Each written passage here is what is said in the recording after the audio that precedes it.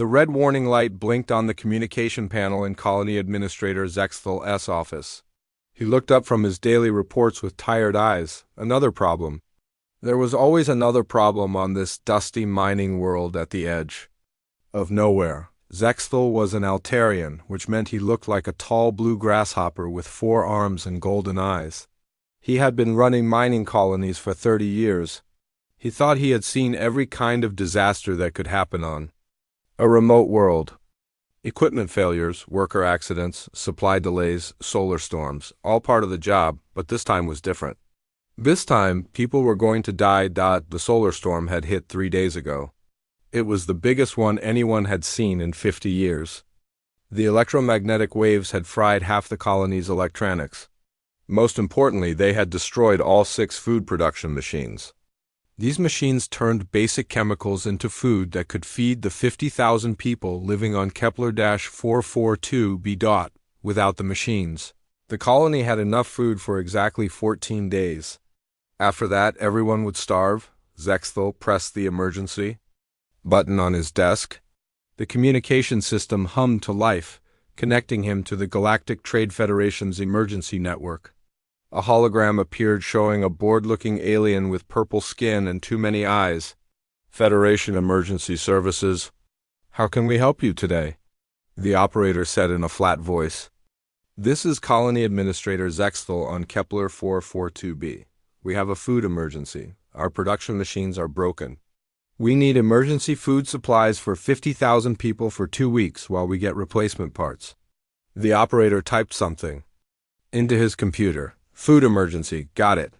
What's your colony population again? 50,000 people? Mostly humans and Altarians with some betazoids and other species. Okay, that's about 2 shipping containers worth of food. Standard emergency. Rations should work fine. We'll send the request to whoever is closest to your system. How long will it take? Zexthal asked. His golden eyes showed his worry. Standard cargo ship can reach you in 3 days. Maybe 4 if they have other stops. Don't worry, happens. All the time. We'll have you fed in no time. The hologram disappeared. Zexthal sat back in his chair and tried to feel better. 3 or 4 days. They could make their food last that long if everyone ate smaller meals. It would be tight, but they would survive. What Zexthal didn't know was that his emergency call had been forwarded to the human section of the Federation emergency network. The humans had their own way of handling emergencies. A very different way. Jake Morrison was drinking coffee in the Terrasol Emergency Command Center when the call came in. He was a tall man with gray hair and calm eyes. He had been handling emergency calls for 15 years. Unlike the purple alien operator, Jake read every emergency call very carefully. Food emergency on Kepler-442b, he said to his assistant. Lieutenant Commander Lisa Park. Equipment failure due to solar storm. 50,000 people facing starvation in 2 weeks. Lisa looked up from her own computer. She was a small woman with short black hair and quick hands that never stopped moving. That's not good. Solar storms can cause all kinds of problems. What if their communication systems fail next? What if their power systems are damaged? What? If there are medical emergencies from the radiation? Jake nodded. This was why he liked working with Lisa. She thought the same way he did. When humans looked at an emergency, they didn't just see the immediate problem. They saw all the things that could go wrong next. Get me Admiral Taylor, Jake said. A few minutes later, Admiral Sam Taylor's face appeared on the main screen. Taylor was a big man with a beard and eyes that had seen too many disasters. He was aboard the USEV Liberty, the flagship of Emergency Response Fleet 7. What do we have, Jake? Taylor asked. Mining colony in the Kepler system. 50,000 people. Food. Production systems destroyed by solar storm. They're asking for basic food supplies. Taylor was quiet for a moment, thinking. Solar storm damage means their other systems might be failing too. Medical systems, power systems, communication systems. If they're that far out, they're probably alone and vulnerable. That's what I was thinking, sir. And if someone wanted to attack a weakened colony, right after a solar storm would be the perfect time, Taylor continued. No one would question why their communication systems weren't working. Lisa looked confused. Sir, there's no indication of hostile activity in that system. Taylor smiled, but it wasn't a happy smile. Commander, in 30 years of emergency response, I've learned that the worst disasters always start with something small and innocent. A food shortage becomes a riot. A power failure becomes a medical emergency. An equipment malfunction becomes a colony-wide system failure, Jake understood. You want to deploy the full emergency response? I want to deploy everything we've got, Taylor said. When 50,000 people call us for help, we don't just give them what they asked for. We make sure they never have to ask for help again. Lisa was still confused, so they only asked for food supplies. 2 shipping containers worth. Taylor looked at her like she was a child who didn't understand something very important. Commander, when humans respond to an emergency, we don't just solve the immediate problem. We solve every problem that could possibly happen next. We don't deliver supplies. We deliver security, safety, and peace of mind. He turned back to Jake. Flag this as a code-red humanitarian crisis, full emergency deployment. I want medical teams, engineering teams, defense systems, supply ships, and construction equipment. If that colony is in trouble, I want to make sure they're never in trouble again. Sir, that's going to be expensive, Lisa said quietly. Taylor's eyes got hard. Commander, when someone calls us for help, cost is not a consideration. Results are the only thing that matters. Those people trusted us with their lives. We're not going to let them down. Jake was already typing orders into his computer. I'll alert Emergency Response Fleet 7 for immediate deployment. Good, Taylor said. And Jake, tell them to pack everything. If we're going to help these people, we're going to help them. Right. The screen went dark. Lisa stared at Jake with wide eyes. Are we really going to send an entire fleet to deliver food? Jake smiled. Lisa, you're new to human emergency response. Let me explain something to you. Other species send exactly what's requested. Humans send what's needed. And right now, that colony needs a lot more than food. Admiral Sam Taylor stood on the bridge of the USEV Liberty and watched his fleet prepare for launch. Through the massive windows, he could see dozens of ships moving into formation. This wasn't just a supply run. This was a full humanitarian deployment. The Liberty was huge, almost a kilometer long. It served as the command ship for Emergency Response Fleet 7, but it was small compared to the ship moving up beside it. The USEV Mercy was the size of a small city. It was a hospital ship that could treat 100,000 patients at the same time. It had operating rooms, medical labs, and enough medicine to handle any kind of emergency. Admiral, all ships report ready for deployment, said Commander Betty Hughes. She was his operations chief, a short woman with red hair and a voice that could cut through steel. She had been organizing emergency responses for 20 years. Taylor nodded. What's our total strength, Commander? 37 ships, sir, 6 heavy cruisers for defense, 12 destroyers for patrol and escort duties, 8 specialized emergency vessels including mobile factories, water purification ships, and habitat constructors, plus the Mercy and our supply ships. Taylor looked at the list on his screen.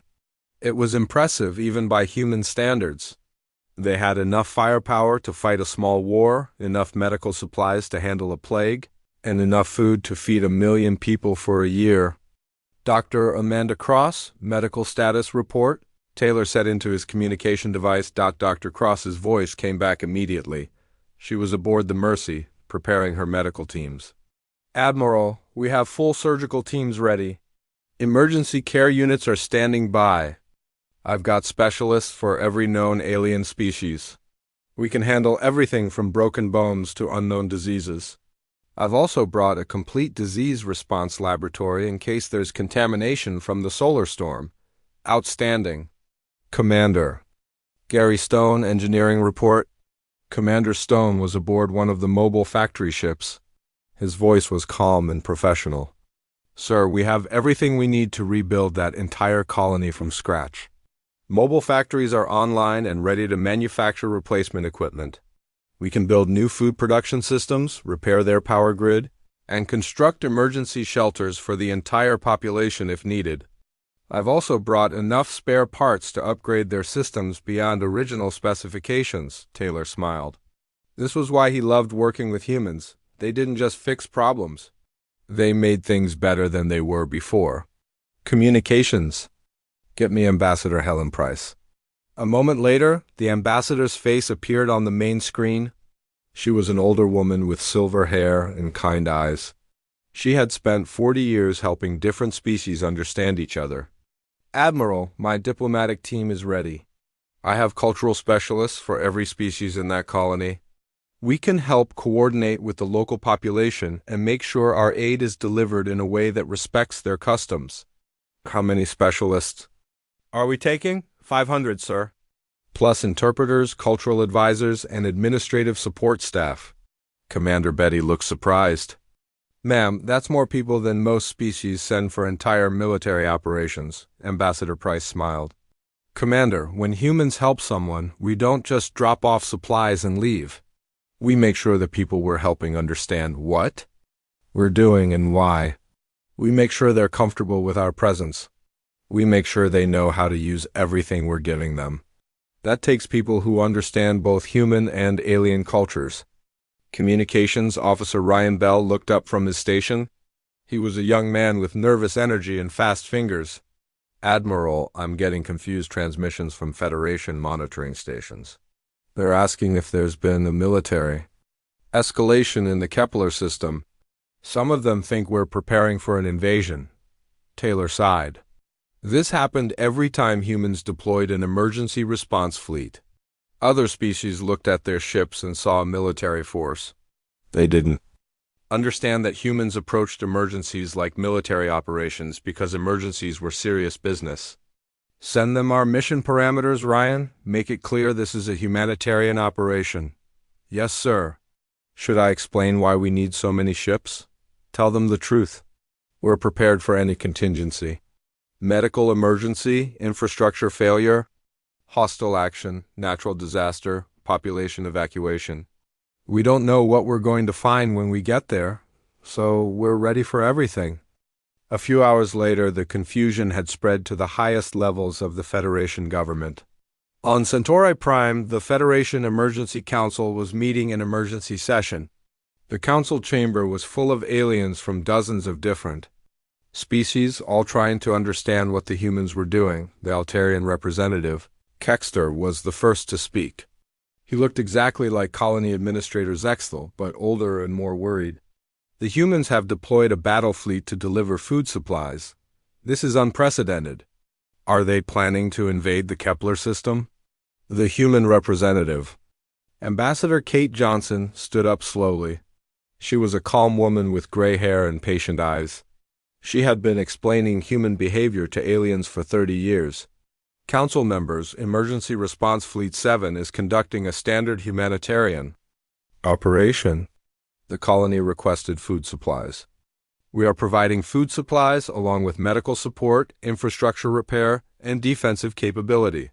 The vegan delegate made a sound like an angry bird. His species were strict pacifists who believed violence was never necessary. Defensive capability? The colony is not under attack. There is no military threat in that system. Why do you need weapons?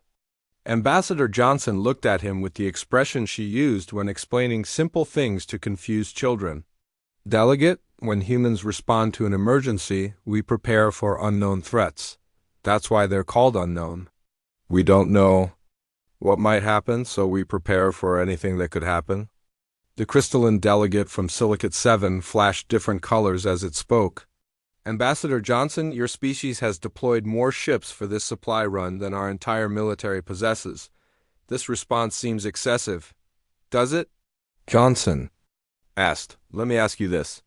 If your homeworld called for emergency food supplies, how many of your people would you want us to save? All of them, of course. Then you understand our response. We are prepared to save all of them. From starvation, from disease, from equipment failure, from natural disasters, from hostile action, from any threat that might arise, we don't do partial solutions. We do complete solutions." The dolphin representative whistled in confusion. "But the cost of such an operation must be enormous," Johnson smiled.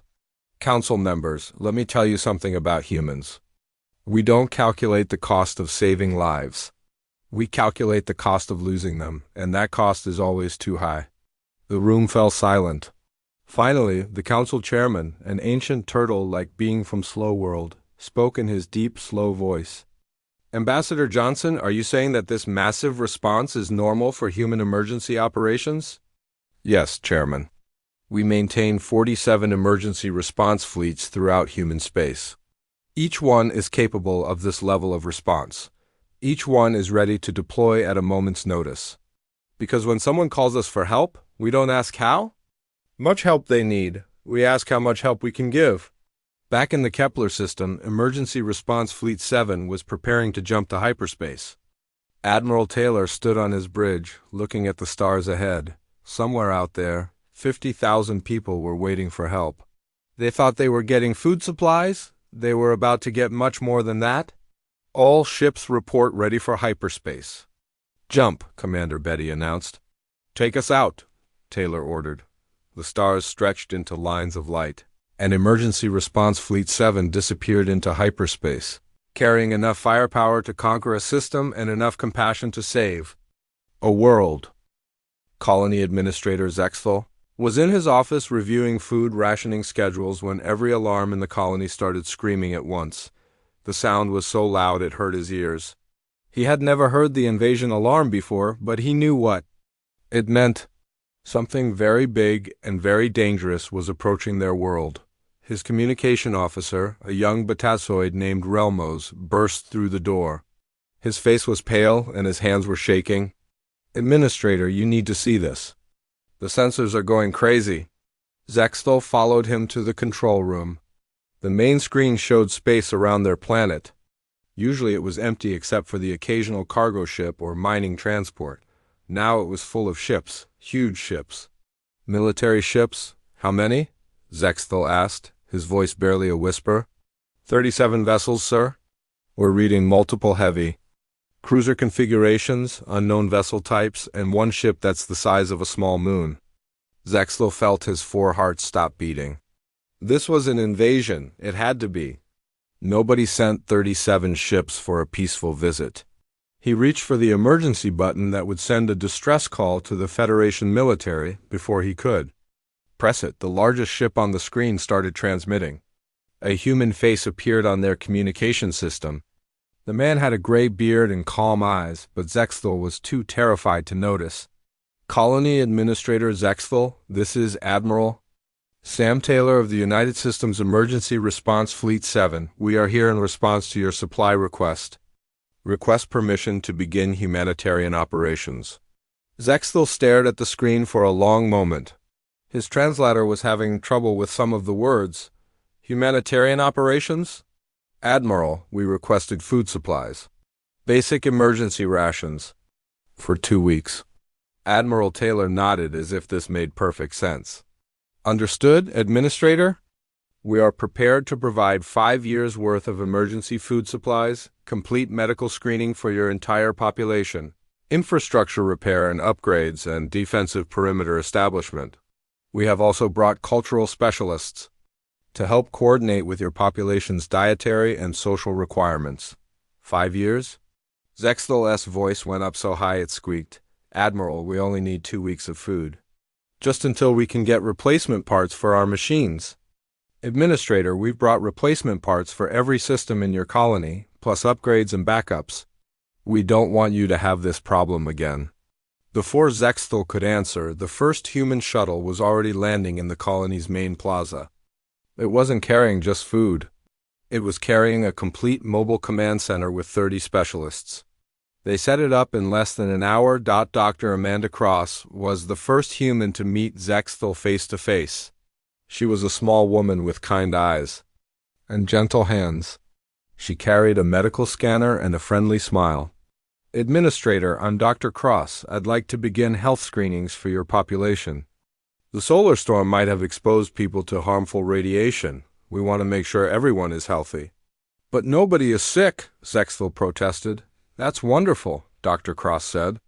But we like to be sure. Prevention is much easier than treatment. Don't worry, our medical teams can screen your entire population in about 6 hours. While Dr. Cross was talking, Commander Gary Stone and his engineering teams were already working on the broken food machines. Zexthel watched in amazement as they didn't just repair the machines. They completely rebuilt them with better parts and added backup systems. These new machines can produce food for 200,000 people, Commander Stone explained to the colony's chief engineer, a Betazoid named Telver. Even if you have another solar storm, the backup systems will keep working. We've also upgraded your power grid and installed secondary generators. Telver looked confused, but we only have 50,000 people. Right now you do, Stone said cheerfully, but colonies grow. Better to be ready for growth than surprised by it. By the end of the first day, the colony had been completely transformed. The humans had set up medical stations, repair workshops, and supply depots. They had improved the mining equipment, upgraded the communication systems, and installed defensive sensors around the planet.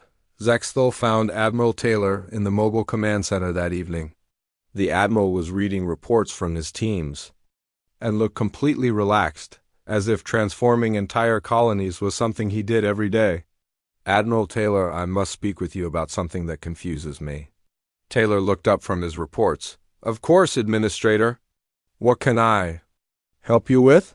Your response to our emergency call seems extremely Darrow. We asked for food supplies.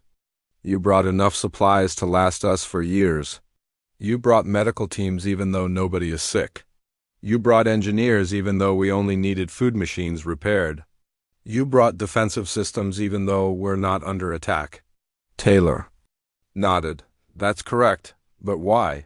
The cost must be enormous. The effort must be incredible. Why do you do so much when we ask for so little? Taylor was quiet for a moment, thinking about how to explain something that seemed obvious to him. Administrator, when someone calls for help, they're trusting us with their lives. If we just give you enough food for 2 weeks and leave, what happens if your machines break again? What happens if someone gets hurt and needs medical care?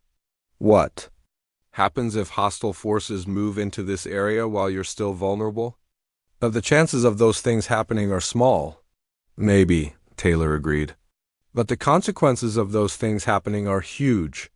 We don't just want to help you survive your current crisis. We want to make sure you can thrive no matter. What happens next? Zexthel was quiet for a long time. Finally, he asked, Is this normal for humans? This level of response to emergency calls? Taylor smiled. Administrator, this is actually a fairly small operation for us. We have 47 emergency response fleets. Each one is ready to deploy for humanitarian operations. Some of them are much larger than this one. Much larger? Emergency Response Fleet 12 includes mobile shipyards and planetary construction equipment. We could build you an entire new city if you needed one. Zexthel felt dizzy. Why do you maintain so many fleets for helping people? Because helping people is what humans do, Taylor said simply. It's not a burden for us. It's not a duty we have to perform. It's who we are. When someone needs help, we help them. Not just enough to get by, but enough to make their lives better. That night, Zexthel walked through his colony and saw things he had never seen before. People were smiling. Children were playing instead of worrying about food. The miners were excited about the new equipment that would make their jobs safer and easier.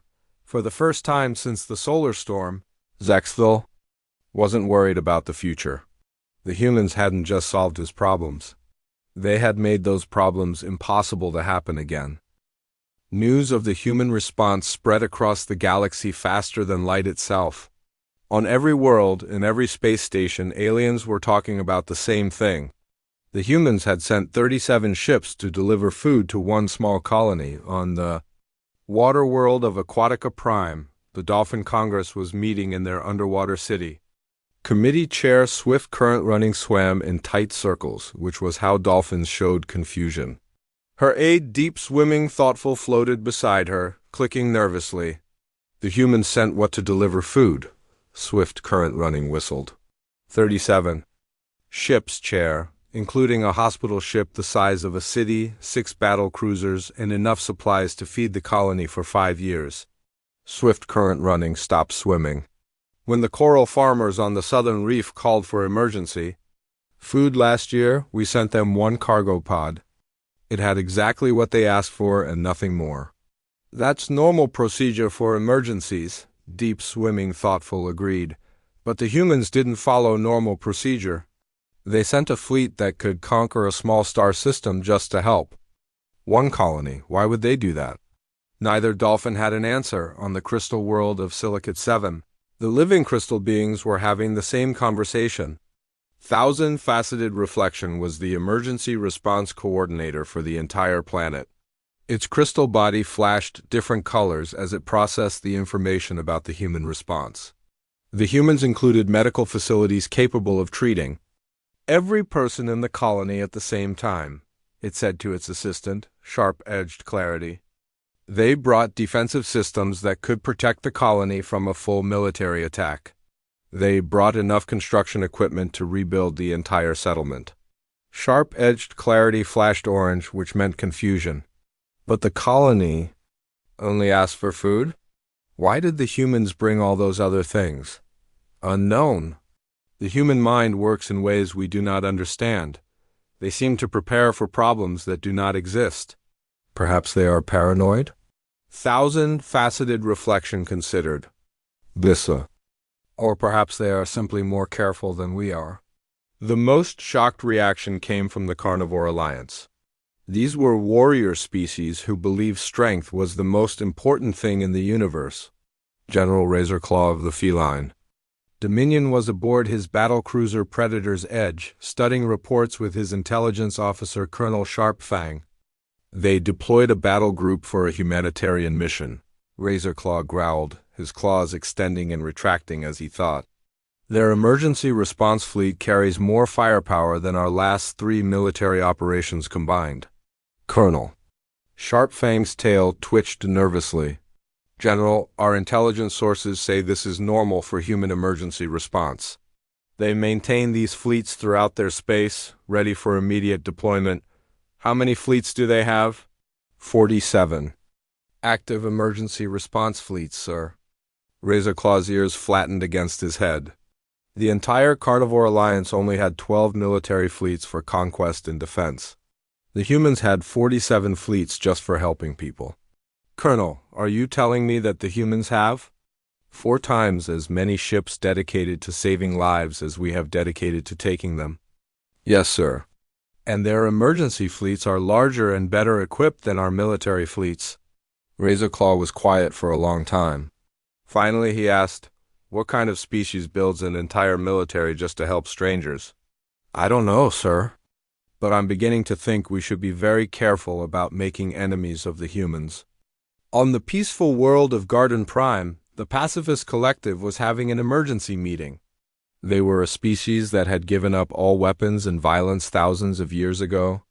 They believed that all problems could be solved through talking. And understanding. Their leader, gentle voice speaking, was reading the reports about the human response with growing amazement. The humans brought enough medical supplies to handle any disease or injury that might occur. They brought engineers who could rebuild the colony's entire infrastructure. They brought cultural specialists who could communicate with every species. In the colony, her assistant, soft words flowing, made a sound like wind through leaves.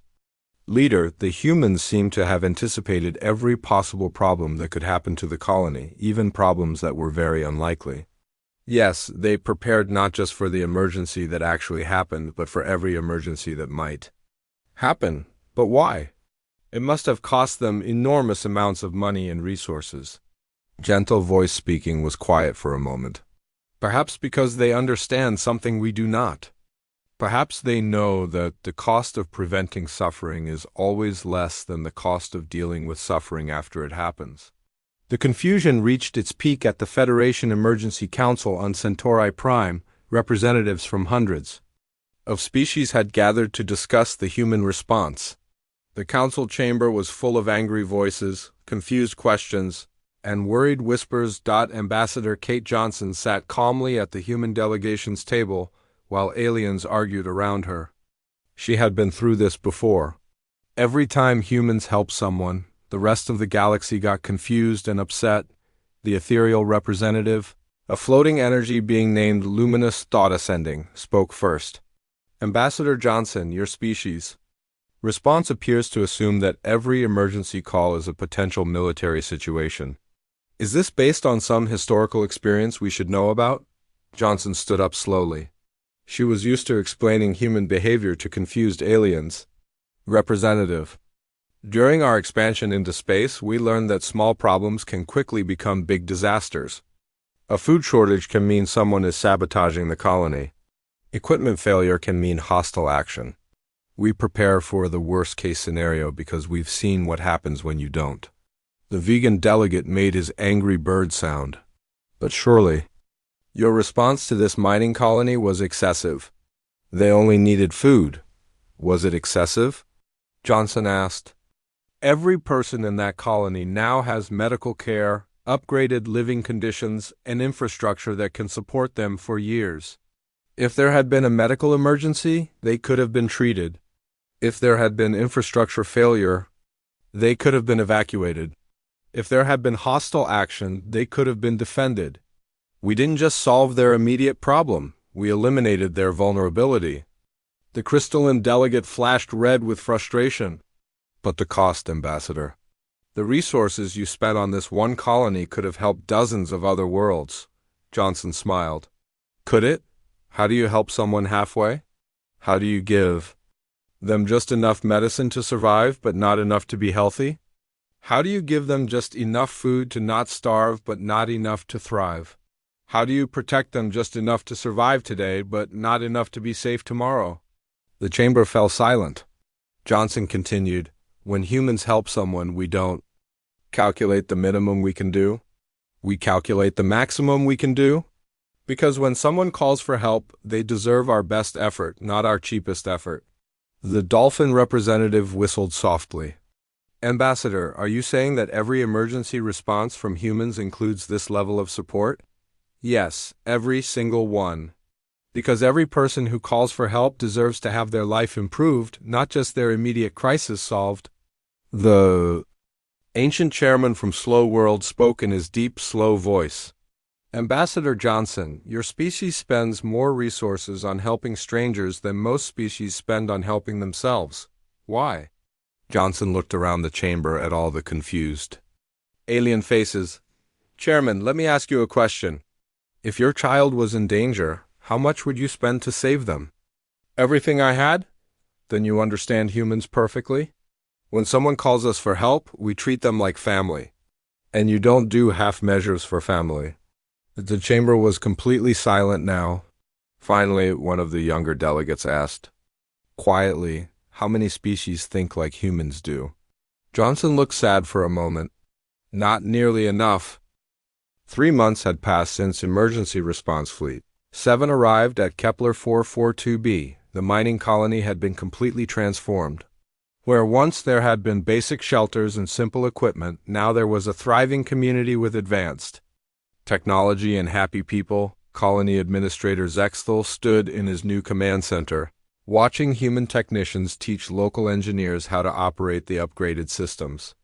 The room was twice as large as his old office and filled with equipment he had never dreamed of having on a remote mining world. Dr. Amanda Cross had established a permanent medical station in the colony. It was staffed by volunteers from the colony who had been trained in human medical techniques. The station could handle any medical emergency and had already saved 17 lives from conditions that would have been fatal before the humans arrived. The food production facilities now created more food than the colony could eat. The surplus was being traded with other colonies in nearby systems, bringing in money that was used to improve life for everyone. The mining operation was running at 3 times its previous efficiency thanks to new equipment and better safety systems. Most importantly, nobody was afraid anymore. The solar storms that had once terrified the colonists were now just minor inconveniences. The backup systems the humans had installed could handle anything nature could throw at them. Zexthal walked to his window and looked out at the colony plaza.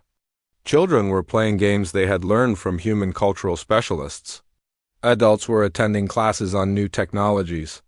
Everyone looked healthy and happy and secure. A soft chime told him that Admiral Taylor wanted to speak with him. The Admiral's face appeared on the communication screen. He was aboard the Liberty, preparing for the fleet's departure. Only a small support team would remain behind to help with any problems that might arise. "Administrator Zexthal, I wanted to speak with you before we leave," Taylor said. "Of course, Admiral. Please come to my office." An hour later, Admiral Taylor was sitting across from Zexthal in the comfortable chairs that had been part of the office upgrade. The Admiral looked relaxed and satisfied, like someone who had completed an important job. "Admiral, I must ask you something that has puzzled me for months," Zexthal said. "Go ahead." "When you humans help someone, you don't just solve their immediate problem. You make it impossible for them to ever have that problem again. You give them tools and knowledge and resources they never asked for. You spend enormous amounts of time and money on strangers. Why do you do this?" Taylor was quiet for a moment, thinking about how to explain something that seemed natural to him but strange to others. "Administrator, when someone calls for help, they're trusting us with something very precious. Their lives, their families, their future. That's not a small responsibility. But you could have just sent us food and left. We would have been grateful." "Yes, you would have been grateful. But what would have happened when your food machines broke down again? What would have happened if someone got seriously injured and needed medical care you couldn't provide? What would have happened if hostile forces moved into this area while you were still vulnerable?" Zexthal nodded slowly. "You would have had to come back and help us again. Maybe we would have been too late. Maybe people would have died while we were traveling here. Maybe the problems would have grown too big for us to solve." Taylor leaned forward in his chair. "Administrator, we learned a long time ago that the best way to help someone is to make sure they never need help with that problem again. It costs more at the beginning, but it saves lives in the long run. But the expense is always worth it," Taylor finished. "Administrator, what's the value of a life? What's the value of a child who gets to grow up healthy because we built a medical station? What's the value of a family that never has to worry about starving because we upgraded their food systems? What's the value of a community that can defend itself because we taught them how?" Zexthal was quiet for a long time. Finally, he asked, "Is this normal for humans? This level of care for strangers?" Taylor smiled. "It's not just normal, Administrator, it's who we are. Helping people isn't something we do because we have to. It's something we do because we want to. When someone needs help, we don't ask how little we can do, we ask how much we can do. And other species don't think this way. Some do, but not many. Most species help others just enough to solve the immediate problem. They give exactly what's asked for and nothing more. They don't think about what might happen next." Zexthal shook his head in amazement. "Admiral, do you realize what you've done here? You haven't just saved our colony. You've made us part of something bigger. We're connected to human space now. We're part of your community." Taylor's smile grew wider. "That's the point, Administrator. When humans help someone, we don't create dependence. We create partnership. We don't want you to need us. We want you to be strong enough to help others the way we helped you." As Emergency Response Fleet 7 prepared to leave the Kepler system, word of their success had spread throughout the galaxy. Emergency calls to human space had increased by 400% in the past month. Not because there were more emergencies, but because other species had learned that when humans responded to a call for help, entire civilizations could be transformed. The Galactic Trade Federation had established something called the Human Protocol for Emergency Response. Most species couldn't match the scope of human operations, but they were trying to do more than just solve immediate problems. They were starting to think about long-term solutions. It had become a joke among space traders that if you needed supplies delivered, you called any species. But if you wanted to never need supplies again, you called the humans, Admiral Taylor. stood on the bridge of the Liberty, watching the stars as his fleet prepared to jump to hyperspace. Communications Officer Ryan Bell looked up from his station with a familiar expression. "Admiral, we're receiving another emergency call." "Agricultural. World called Demeter 7. They're having crop failures.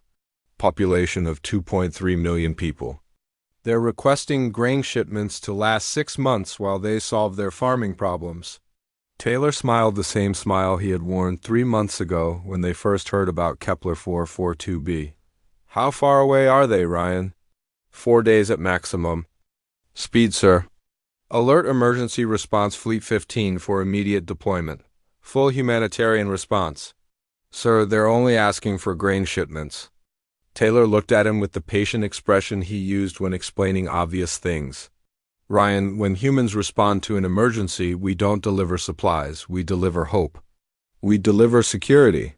We deliver a future where people don't have to be afraid." "Yes, sir. Should I tell them we're coming?" "Tell them the truth. Tell them that help is on the way. And tell them that when we're finished, they'll never have to worry about crop failures again." In the depths of space, 38 ships changed course toward Demeter 7.